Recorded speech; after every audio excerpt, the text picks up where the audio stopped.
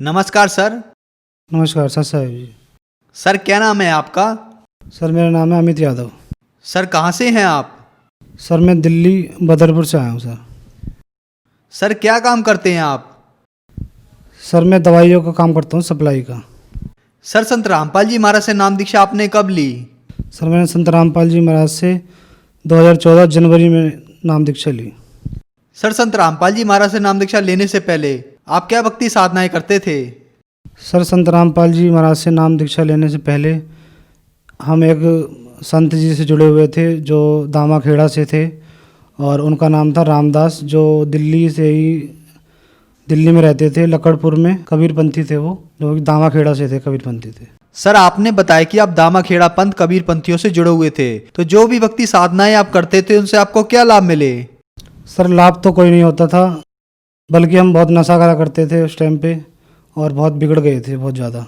जैसे कि हम गांजा पिया करते थे और दारू, और हमने जो है नशे की गोलियां भी खाई हैं, कैप्सूल भी हमने बहुत खाए हैं। और हम उल्टे सीधे हम सुबह घर से निकल जाते थे और पूरे दिन नशा करते रहते थे। हमारे घर वाले बहुत चिंता करते थे, फिर भी हमें कोई ध्यान नहीं था, हम पूरे दिन नशे में रहते थे। और जो है जो भी नशे थे सारे नशे मैंने करे हैं, गुटखा, बीड़ी, सिगरेट, कुबेर, गांजा, और जो है मैंने यहाँ तक कि गोलियाँ भी, इंजेक्शन भी मैंने नशे के लगाए हैं। और जो कि हम पूरे दिन घर से बाहर रहते थे और नशा ही करते थे। बहुत गंदा लत पड़ गई थी हमें नशे की। और सर जो हम नशा करा करते थे, तो जैसे कि मैं जागरण में भी काम करता था, जो कि माता के जो जागरण होते हैं उसमें काम करा करता था। तो उसमें क्या था कि हम नशा करके सिंगिंग करता था, मैं नशा करके हम सिंगिंग करते थे। और वहाँ पे दारू पी के जो है माता के जागरण में सब दारू पिया करते थे, कोई गांजा पीता था जब वो सिंगिंग करते थे, ढोल बजाते थे। और जो है ना वहाँ पे क्या था, हम लड़कीबाजी भी करने लग गए, गलत संगत में पड़ गए थे बहुत। तो वहाँ पे एक लड़की से मेरी दोस्ती हुई थी, तो उसी दौरान उसके 5-7 महीने बाद, 8 महीने बाद उस लड़की ने जो है मेरे ऊपर एक केस डाल दिया था, क्योंकि उनने मुझे कुछ खिला पिला रखा था, तांत्रिक विद्या मेरे ऊपर कर रखी थी। जो वो कहती थी मैं वही करता था, और उसके पीछे पीछे जब वो मुझे बुलाती थी, जब मैं जाता था जहाँ बुलाती थी वहीं जाता था। और उसने मुझे जो है मेरा दिमाग, मेरा माइंड घुमा दिया था कुछ खिला के तांत्रिक विद्या से। तो उस लड़की ने मेरे ऊपर ऐसा केस डाल दिया था जो कि बहुत गंदा केस होता है। जो उसने मेरे ऊपर 376 रेप का केस डाल रखा था, 506 जो धोखाधड़ी का केस होता है वो केस डाल दिया था। तो इस चक्कर में मेरे को जो है अगले दिन जब उन्होंने केस डाला था, उसके बाद मेरे को पुलिस पकड़ के ले गई थी, उठा के ले गई थी। पहले मुझे कोर्ट में ले गई थी, तो वहाँ मुझे जज ने और वकीलों ने और पुलिस वालों ने बहुत डराया धमकाया कि तेरे को 7 साल की सज़ा हो जाएगी और तूने ऐसा गंदा कर्म क्यों करा। मैंने उनको बताया कि सर मैंने ऐसा कुछ नहीं करा, फिर भी उन्होंने मुझे वो डरा धमकाया कि भाई अगर ये साबित हो गया तो तेरे ऊपर जो है 7 साल की सज़ा हो जाएगी। उसके बाद मेरे को वो दिल्ली तिहाड़ जेल में ले गए, जहाँ मुझे उन्होंने बंद कर दिया। और उसके बाद मैं बहुत रोया, बहुत दुखी हुआ, और फिर मुझसे वहाँ काम भी कराया करते थे वो बहुत। जैसे हमारे माता पिता जी जो दामाखेड़ा से जुड़े हुए थे, जो कि रामदास जी गुरु जी थे, जो उनसे जुड़े हुए थे, उनकी भक्ति करते हुए हमारी सिस्टर थी, छोटी बहन थी जो मेरे से छोटी थी, वो एक दिन जो है किसी कारणवश वो फल फ्रूट लेने गई थी। वहाँ एक बड़ा नहर है, नाला है, उस नाले में भीड़ के कारण वो गिर गई। फिर उसके बाद हम उसके ढूंढते रहे, उनकी लाश जो है तीन दिन बाद हमें जो है 50-60 किलोमीटर दूर जाके उस नहर में मिली, जो कि बहुत फूल गई थी। इतनी भक्ति हम करते थे उनकी, दामाखेड़ा वालों की, फिर भी हमारी बहन के संग ऐसा हुआ और उनकी लाश से फूल गई थी, इतनी बदबू आ रही थी उसमें। जो हमारे दामाखेड़ा जी गुरु थे उनसे हमने बोला ऐसा कैसा हो गया, तो उन्होंने कोई जवाब नहीं दिया इसके ऊपर, और हम बहुत परेशान रहते थे। और जो है मैं तिहाड़ जेल में था उस टाइम पे, बहुत दुख थे। और इसी दुख के कारण पापा मम्मी कई संतों के पास, कहीं बहुत तांत्रिकों के पास जाया करते थे कि इसका कुछ इलाज मिले, क्या करें, बहुत बिगड़ गया लड़का। जब मैं जेल में गया उससे पहले पापा को टीबी की बीमारी थी, और टीबी की बीमारी में हमने डॉक्टर को बहुत दिखाया, उसमें आराम नहीं आता था। हमने आयुर्वेदिक जो वैद्य थे एक, उनको भी दिखाया था, उनकी भी दवाई हमने लगातार 1 साल लगभग ली, उससे भी हमें आराम नहीं आया। जब दामाखेड़ा जो गुरुजी थे उनकी हम भक्ति करते थे, दामाखेड़ा से जो रामदास जी, उनकी भक्ति से हमें कोई लाभ नहीं मिला, और हमें जो है कष्ट पे कष्ट उठाने पड़ रहे थे। सर फिर आप संत रामपाल जी महाराज की शरण में कैसे आए? सर जब मैं तिहाड़ जेल में था, जब हमारे माता पिता ने साधना चैनल पे जब सत्संग देखते थे वो टीवी पे, साधना चैनल उन्होंने लगाया, जब संत रामपाल जी महाराज का सत्संग उन्होंने सुना तो उनकी आत्मा रोई, क्योंकि हम पहले से कबीरपंथी थे तो हमें मालिक का परमात्मा के बारे में इतना ज्ञान संत रामपाल जी महाराज ने हमारे माता पिता को सुनाया, उन्होंने सुना तो तुरंत अगले दिन वो आश्रम के लिए रवाना हो गए नाम लेने के लिए, और उन्होंने संत रामपाल जी महाराज से नाम दीक्षा ली। सर, आपने बताया कि आप दामाखेड़ा पंथ कबीर पंथियों की भक्ति करते थे, उनसे आपको कोई लाभ नहीं हुआ बल्कि हानि हुई। आप मात्र 18 साल की उम्र में नशा करते थे, शराब पीते थे, हुक्का पीते थे, चिलम भी पीते थे, नशे की गोलियां भी खाते थे, यहाँ तक कि आप नशे के इंजेक्शन भी लगाया करते थे। आप नशे में बुरी तरह डूब गए थे। उसके बाद जागरण में जाते थे, नशा करते करते आप सिंगिंग करते थे। आपके ऊपर कष्ट ही कष्ट आए, तो फिर संत रामपाल जी महाराज की शरण में आने के बाद क्या आपको कोई लाभ भी प्राप्त हुए? जब मैं तिहाड़ जेल में था तो हमारे पिताजी बहुत दुखी थे, माता पिताजी जो हमारे गुरु थे रामदास दामाखेड़ा से, उनसे उन्होंने अरदास लगाई, पूछा कि इसका कुछ, हमारे बेटे का जो है इतना दुखी है, कष्ट है, इसको इसका निवारण करो और इससे इसका कैसे क्या करना है। तो उन्होंने सीधा जवाब दे दिया कि मैं इसमें कुछ नहीं कर सकता। जब मैं तिहाड़ में था, जब मेरे पे केस चल रहा था, तो हमारे माता पिताजी ने वकील कर रखा था।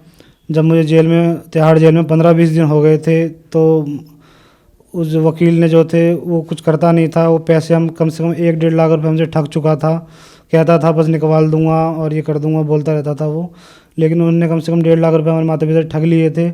जब सतगुरु रामपाल जी महाराज से हमारे माता पिताजी ने नाम लिया, उसके बाद लगभग 5-7 दिन बाद जब मेरी मिलाई के दिन था, उस दिन माता पिताजी मेरे से मिलने आए, तिहाड़ जेल में, दिल्ली में है जो, और मेरे को उन्होंने बताया कि बेटा हमने संत रामपाल जी महाराज जो हैं बरवाला में उनका आश्रम है, सत्संग, हम उनका सत्संग सुन के हमने उनसे नाम दीक्षा ले ली है, और आप भी ऐसा करा करो और संत रामपाल जी महाराज की जय बोल के प्रणाम करा करो, तो परमात्मा आप पे दया करेंगे। तो मैं जो है डेली, फिर पहले वहाँ जेल में मैं देवी देवताओं की, हनुमान जी की और शंकर जी की बहुत भक्ति करा करता था। फिर हमारे पिताजी ने जब से मना कर दिया, मैंने वो छोड़ दी और मैं प्रणाम करने लग गया, संत रामपाल जी महाराज से गुहार लगाने लग गया, परमात्मा से प्रार्थना लगाने लग गया, परमात्मा मुझे बचाओ। और उसी के 4 दिन बाद रात का समय 8 बजे था, जब मैं बैरिंग के अंदर था और मैं बहुत माता पिता की याद आ रही थी और मैं उस टाइम रो रहा था, तो मेरी आवाज़ लगाई, जो वहाँ पुलिस वाले होते हैं उन्होंने आवाज़ लगाई अमित यादव के नाम से। तो मैं उठा, तो मैंने सोचा क्या हो गया, क्या मुझे और कहीं ले जा रहे हैं या मुझे मारेंगे, मैं बहुत डर गया था। लेकिन उन्होंने बोला कि भाई तेरी जो है बेल हो गई है और 9 बजे तेरे को जो है बाहर चले जाना, उन्होंने बोला था बाहर छोड़ के आएंगे 9 बजे।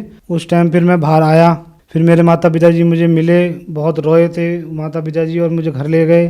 फिर अगले दिन मुझको बरवाला आश्रम संत रामपाल जी महाराज के पास ले गए, जहाँ मैंने सतगुरु रामपाल जी महाराज की दया से नाम दीक्षा ली। हमारे वकील थे जो, उन्होंने मुझे साइड में ले जाके बताया, और तेरे को बाज्यत बरी होगा तू, और ये मेरे बस की बात नहीं है, ये तुम्हारे जो गुरु हैं संत रामपाल जी महाराज, उनकी कृपा है। और ऐसे बहुत केस होते हैं, जितने भी केस हम पे आए हैं उन केसों में सब पे सजा होती है, लेकिन तेरा एक ऐसा केस देखा है तेरे गुरु जी की दया से जो तू बाइज्जत बरी हो जाएगा। और मैंने फिर पूछा वकील साहब से, मैंने वकील साहब क्या हुआ, तो उन्होंने बोला बेटा तेरी गुरु जी की दया से तू बाइज्जत बरी हो गया है, और ये तेरी गुरु जी की दया है, और इसमें हमारा कोई सहयोग नहीं है, संत रामपाल जी महाराज ने किया है। जब मैं संत रामपाल जी महाराज से नाम दीक्षा नहीं ली थी, उससे पहले मैं बहुत नशा करा करता था, नशे में पूरा घिर चुका था। उससे मेरे मम्मी पापा रिश्तेदार सब परेशान थे। जैसे मैं दारू भी पिया करता था और गांजा अफीम, और मैंने जो है गोलियां भी नशे की खाई है, इंजेक्शन भी मैंने लगाए, और गुटखा बीड़ी मैंने कुछ नहीं छोड़ा, जो भी नशा है सब नशा मैं करता था, और मेरा बुरा हाल हो चुका था। मैं सूख के एकदम में जैसे मरने की तरह हो जाते हैं, बिल्कुल सुकड़ा पतला सा हो गया था, और मुझे सब चिढ़ाया करते थे रिश्तेदार, मुझे हमारे माता पिता को बोला करते थे कि ये मर जाएगा। और जब मैंने संत रामपाल जी महाराज से नाम दीक्षा ली तो ये सब नशे मेरे छूट गए और मुझे बहुत अच्छा मालिक की तरह से जीवन मिला। मैं एक लाभ और बताता हूँ कि जब मेरी शादी हुई थी तो उसके बाद 1 साल हो गया, धीरे धीरे 2 साल हो गए, तो हमारे जो है बच्चे नहीं होते थे। तो 2 साल बाद हमें कई लोग बोलते भी थे, जैसे बोलने लग जाते हैं आस पड़ोसी या रिश्तेदार, तो हमारी वाइफ को भी बोलने लग गए थे, जो उल्टा सीधा आजकल समाज में बुराइयाँ फैली हुई हैं, ऐसे बोलने लगे थे। तो हमने फिर सोच विचार करा, आगे फिर डॉक्टर को जो है दिखाया था, फिर डॉक्टर ने जो है टेस्ट किए थे तो उसमें बताया था कि आपके जो है बच्चा नहीं हो सकता है। और क्योंकि आप फिर मेरे से पूछा था उन्होंने क्या क्या नशा करते थे, तो मैंने बताया था जैसे मैं गांजा पीता था और दारू भी पीता था, और मैंने जो है कैप्सूल खाए हैं नशे के, इंजेक्शन भी लगाए हैं। तो उन्होंने बोला था कि जो धूम्रपान आप करते थे नशे की वजह से आपके कीटाणु जो है नील हो गए हैं और इसकी वजह से आप बाप नहीं बन सकते। तो जब मैंने संत रामपाल जी महाराज से उसके 1 साल बाद, मतलब शादी के 3 साल बाद, जब मैंने संत रामपाल जी महाराज से नाम लिया और मालिक से हृदय में अपने प्रार्थना लगाई मालिक से, तो फिर संत रामपाल जी महाराज की दया से फिर मेरे लड़का हुआ। और उसके 1 साल बाद ही मेरे एक मालिक की दया से एक लड़की भी हुई संत रामपाल जी महाराज की दया से। और मुझे और भी कई लाभ हुए हैं, जैसे हमारी मम्मी थी, उनके मम्मी के ऊपर जो हमारी बहन नहर में गिर गई थी, उनको जो उनकी आत्मा थी जो उन्हें परेशान करा करती थी, घर में बर्तन फेंकती थी, हमारे पापा मम्मी को हमें मारती थी, उनके ऊपर आ जाती थी और वो बहुत दंगा करती थी घर में और सारा सामान तोड़ देती थी। तो हम उनको नाम दीक्षा लेने से पहले, संत रामपाल जी महाराज से नाम दीक्षा लेने से पहले, हम उनको एक सहारनपुर में कोई तांत्रिक बैठते हैं उनके पास ले गए थे। तो उन्होंने हमें बताया था कि मैंने आपकी जो लड़की है उसकी आत्मा को बांध लिया है और अब ये नहीं आएगी। फिर हम घर आ गए थे, उसके 3 दिन बाद वो फिर आ गई और फिर वैसे ड्रामा करने लगी। और इससे हमें निजात जब मिली, जब हमने संत रामपाल जी महाराज से नाम लिया, जब से मम्मी बिल्कुल ठीक हैं और परमात्मा की सेवा करती हैं, भक्ति करती हैं। सर, जो समाज आज आपको देख रहा है, आप उन्हें क्या संदेश देना चाहते हैं? मैं सभी भगत समाज को यही संदेश देना चाहता हूँ कि पूर्ण परमात्मा धरती पे आ चुके हैं और संत रामपाल जी महाराज का सत्संग सुने साधना चैनल पर और ज्ञान को समझें, गीता वेदों में मिलाएं, किसी का कहना ना माने, किसी गुरु के चक्कर में ना पड़ें। गीता वेदों में संत रामपाल जी महाराज जो बताते हैं उनको मिलाएं और सतगुरु रामपाल जी महाराज से नाम दीक्षा लेके अपना कल्याण करवाएं। सर, आज का युवा नशे में लिप्त है। नशा एक बहुत बड़ी बीमारी बनता चला जा रहा है। आप भी बहुत सारा नशा करते थे, और जो लोग नशा करते हैं और बहुत सारे पैसे खर्च करने के बाद भी वे अपना नशा नहीं छोड़ पा रहे हैं, तो क्या संत रामपाल जी महाराज से उनका नशा छूट सकता है? हाँ जी, जैसे मैं नशा करा करता था, संत रामपाल जी महाराज की दया से मेरा नाम दीक्षा लेते ही सारा नशा छूट गया। ऐसे ही जो मेरे भाई और बुजुर्ग जो भी हैं जो नशा करते हैं, उनको मेरा संदेश है संत रामपाल जी महाराज की दया से कि जो है नशे को त्यागें और संत रामपाल जी महाराज से नाम दीक्षा लें। और संत रामपाल जी महाराज से नाम दीक्षा लिए बिना आपको नशा नहीं छुड़वा सकते। सरकार भी बहुत सी अभियान चलाती है नशे के ऊपर, और लेकिन उसमें कुछ फ़ायदा नहीं होता। अगर नशा छूट सकता है तो सिर्फ संत रामपाल जी महाराज की शरण में आके नशा छूट सकता है, अन्यथा कहीं नहीं।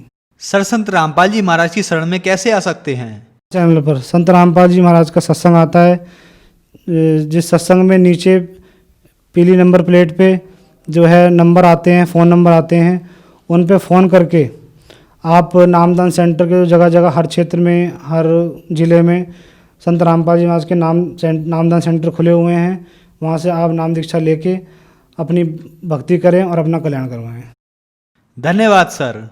धन्यवाद सत साहिब जी।